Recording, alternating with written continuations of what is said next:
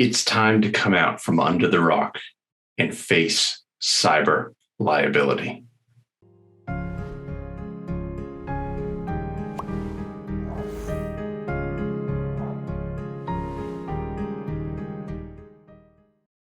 That's right. It's here to stay. Cyber insurance is something to take serious. My name is Ryan. I'm with Smith & Sons Insurance Agency, where we are transforming the way individuals, families, and small businesses secure financial stability. So today, I want to tell you about the last 10 quotes that I've done for prospects and clients and give you the exact numbers on those. Now, I'm not going to give you the details of that business, but we're going to go through a list of the last 10 quotes I've provided to prospects and clients. In this list, you can see the annual revenues for this industry type. Those are two main factors in rating cyber insurance. The company has their own rating for that type of industry and how much exposure they have online. And then the annual revenues is an indicator of how much business you're doing. So with those two things, as well as some information that you put into the application, which is your business name, your address, your website domain, and just a few other pieces of information.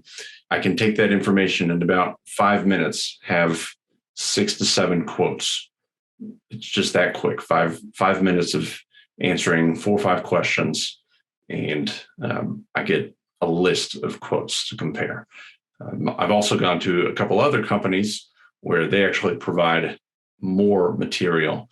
In an example, I'll show you that they actually did a check on the dark web to find if there have been any emails that have been compromised for that business.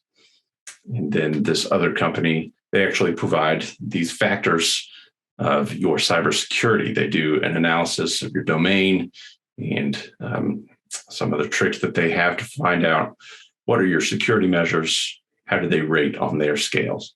So I'll show you that as well. So here on the screen, you should see that there's an average quote amount, the low quote and the high quote. This is to give you an idea about how much cyber liability insurance costs. Now, there may be some variations in the coverages that are provided in these quotes. Of course, none of these quotes apply directly to you. These are not quotes for you. These are just quotes that I've done.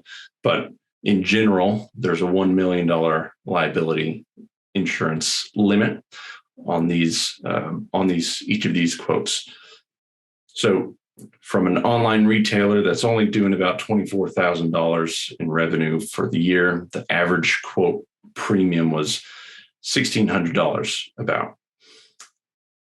All the way up to a daycare facility that's doing $2.2 million in revenue for the year. Their average quote premium was $2,400.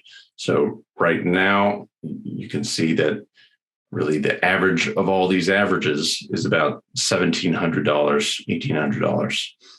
Now, I keep hearing that in the industry, cyber premiums and rates are increasing 300 to 400 times what they have been in the past year. So I'm going to keep an eye on this. I'll do an update to this here in a few months to see if that is true for our clients and prospects. But in general, you can see that the average premium for $1 million of cyber liability insurance for these 10 industries was about $1,800.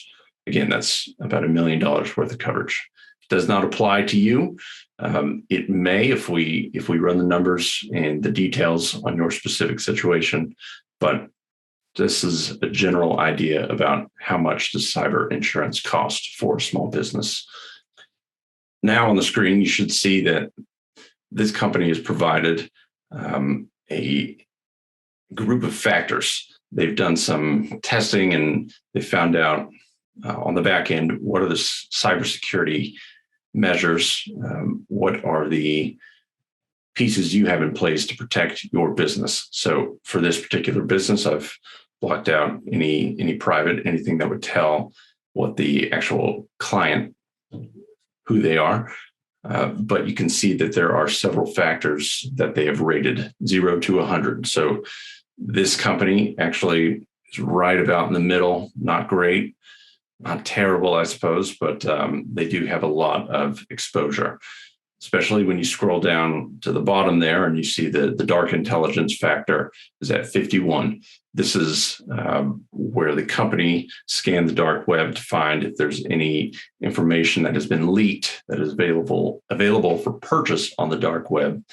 It just so happens that another company for this same client ran a similar test, and they found that this company has 11 email addresses and passwords of their employees that have been leaked. They're on the dark web and available for purchase. So that's a huge indicator that something bad could happen when it comes to their cyber risk. So what this looks like for you, it's very easy to find out. Again, this comes with a quote from one of the companies that we work with, Cowbell, and it's really helpful for you to get an idea about not only the insurance piece of this, but what comes before the insurance, the cybersecurity, what measures are in place, and what can you do to improve those factors that would mitigate a cyber incident. If you have any questions about any of these things, I'd be happy to talk over them with you. It's very easy to get a quote for these, and it's super important in today's world to have cyber liability insurance. Thanks for watching.